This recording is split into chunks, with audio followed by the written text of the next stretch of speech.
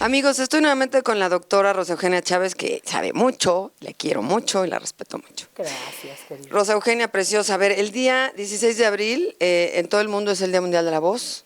Exactamente, vamos a celebrar a una de las funciones humanas más maravillosas, pero que todos usamos, sin excepción, que muchos usamos como arma de trabajo y que algunos son favorecidos por las grandes expresiones artísticas a través de la voz. Entonces, la voz es de todos y hay que celebrarlo. La Organización Mundial de la Salud nos dio este día, 16 de abril, ¿Desde cuándo? Desde hace 20 años, Fíjate. desde el 2000. Entonces, a través de la insistencia de organizaciones científicas que dijimos, bueno, la gente se enferma de problemas de la voz que se pudieron haber evitado si la gente se hubiera enterado que la voz se enferma, que la voz se pierde y que hay muchas enfermedades de nuestro organismo que se manifiestan a través de esta función. Fíjate lo que dices, la voz se pierde y la voz se enferma. Sí. Nadie lo podría pensar así, ¿no? De alguna forma. Creen que nada más es abrir la boca y ya, Sí, y sí. no, es de las funciones que el ser humano adquiere en la evolución de las especies y en la misma evolución del organismo. O sea, la evolución ontogénica hace que nuestro cerebro se vaya desarrollando.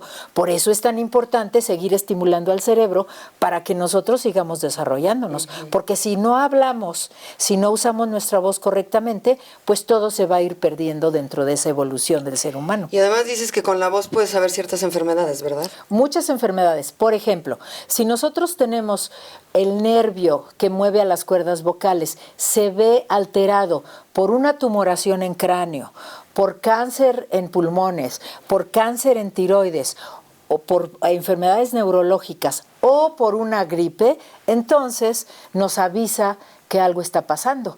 Por ejemplo, la voz que empieza a ser temblorosa, nos avisa de alteraciones por reflujo esófago-gástrico o también problemas como el Parkinson, la esclerosis lateral amiotrófica, que ya son alteraciones neurológicas del cerebro, o la esclerosis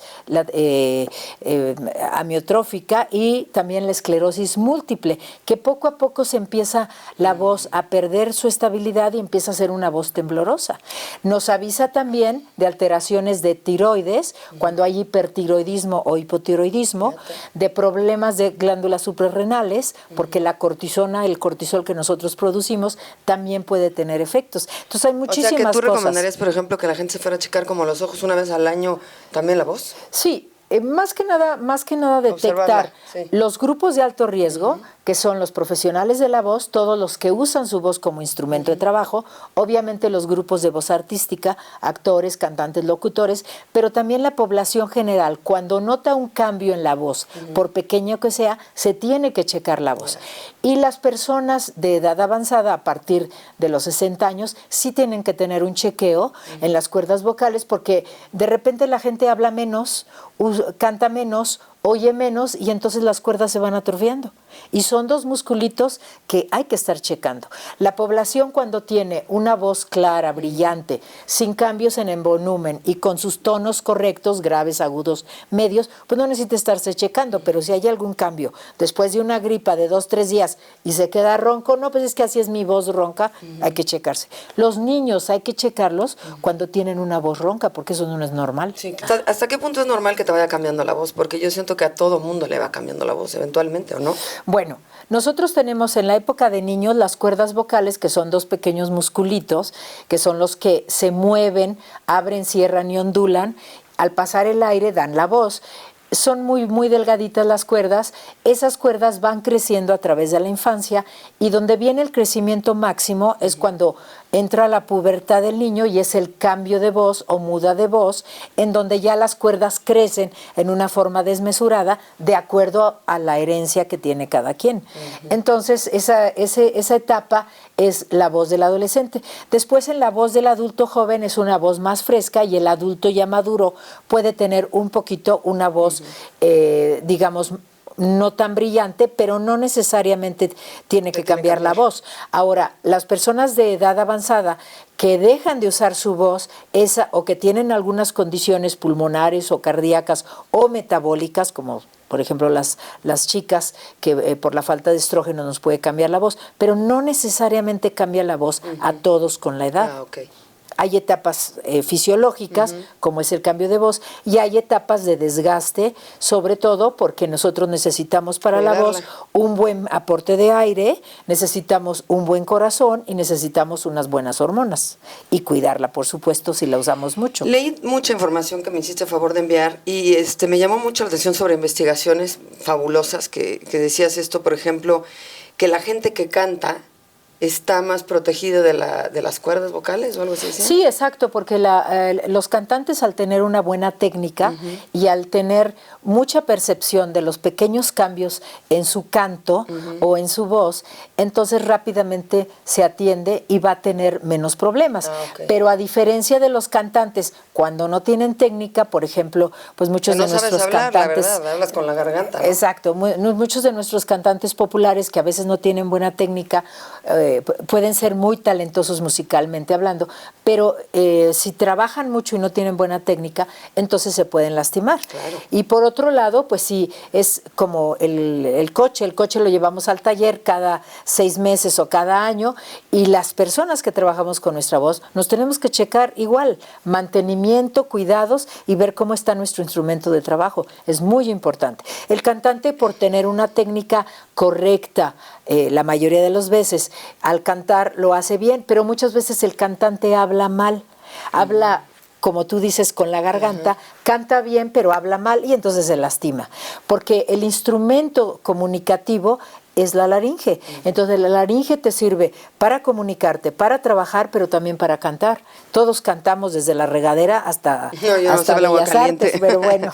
sí, entonces realmente la gente se tiene que cuidar siempre su voz, y cualquier cambio en la voz, enseguida ir con el especialista. No solo con el otorrinolaringólogo que ve cuerdas, sino con el médico foniatra, que somos los especialistas de voz. Y el cantante y el actor tienen que ir con un médico foniatra especialista en voz artística, ¿no? Pero a ti se te oye la voz muy bien colocada, eso me queda clarísimo. Yo sí soy como muy gutural y sí me quedo ronca fácilmente, la verdad. Ya me tengo que ir a consulta.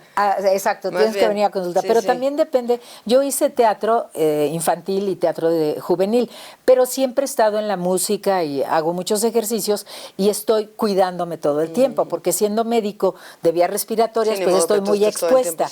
Entonces, ¿qué pasa? También con estás algunas? muy expuesta, claro. Estoy muy, muy expuesta. Pues llegan todos enfermos. Entonces yo uso cubrebocas desde que empecé a ejercer mi profesión.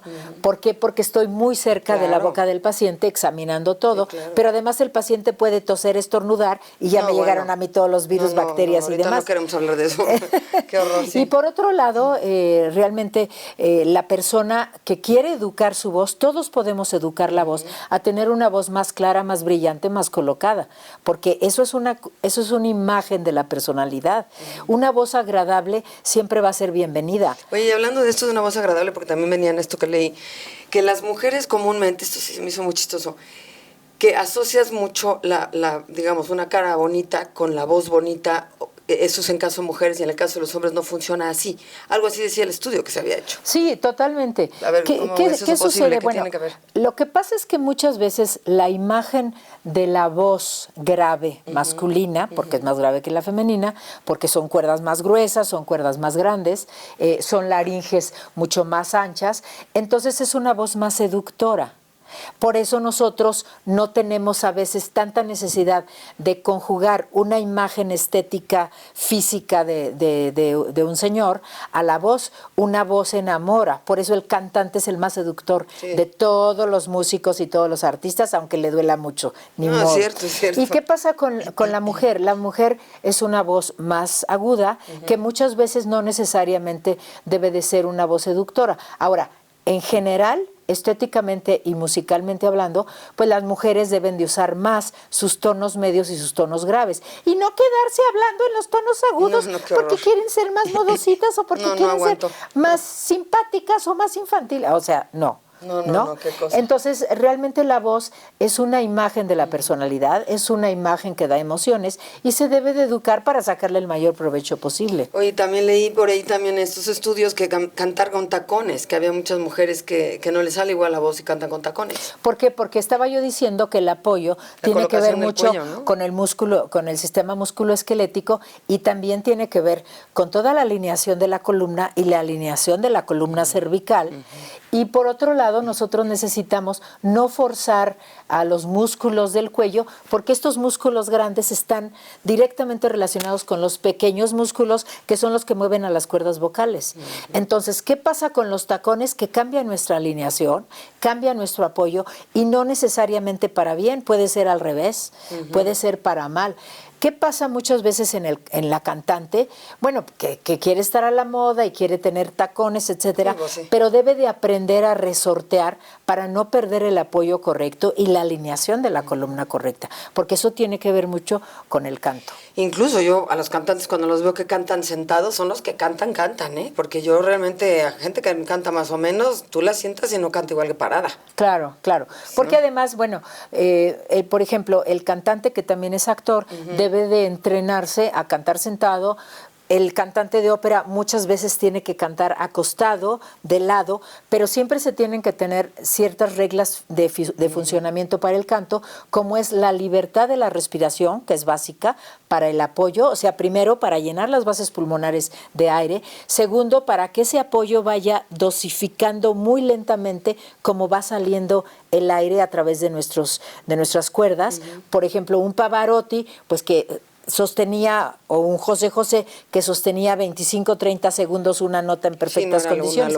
Después tiene que tener el cuello en una posición correcta, porque si nosotros subimos la cabeza, entonces vamos a lastimar a los músculos y la voz va a cambiar. Y tercero, debe de tener muy, muy ubicado que la colocación de la voz debe de ir a nuestros resonadores, que son todas las áreas, tanto los huesos de la cara como las cavidades de la nariz, los senos paranasales y la boca. Por eso es tan importante que la gente sepa entrenarse, tanto cantar sentada como cantar parada, como cantar acostada. Pero muchas veces algunos escenógrafos en óperas clásicas me cambiaban a la cantante y la cantante cantaba boca abajo y obviamente ahí fisiológicamente no es correcto. Digo, si cantan 2 minutos no pasa nada, pero toda una ópera así, boca abajo porque querían estar volando, pero se tiene que tener en cuenta la función correcta, que es la función respiratoria, aunque no tengamos el apoyo de los huesos, pero la función respiratoria, la colocación del cuello para que las cuerdas trabajen bien y la colocación en los resonadores para la amplificación del sonido.